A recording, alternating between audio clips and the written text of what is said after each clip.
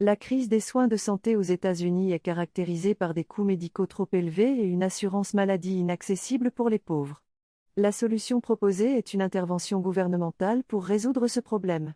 Cependant, il y a 80 ans, le pays était confronté à des problèmes inverses, où les coûts médicaux étaient trop bas et l'assurance maladie trop accessible.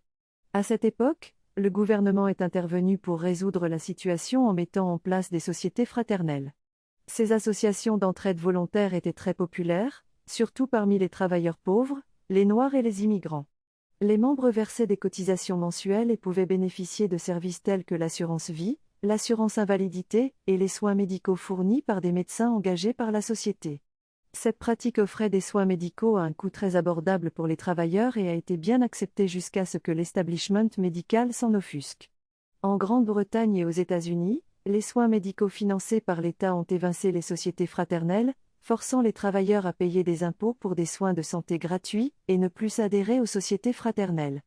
Les associations médicales ont également restreint l'accès à la profession médicale et ont limité les contrats de pratique des sociétés fraternelles. Cette intervention gouvernementale a détruit le système d'entraide et de soins de santé, conduisant à une hausse des prix des soins médicaux et à une diminution de la concurrence dans l'offre de services. Les sociétés fraternelles ont perdu des membres au profit des compagnies d'assurance et de l'État-providence. Globalement, l'intervention gouvernementale a eu des conséquences négatives sur le système de soins de santé et l'entraide entre les travailleurs.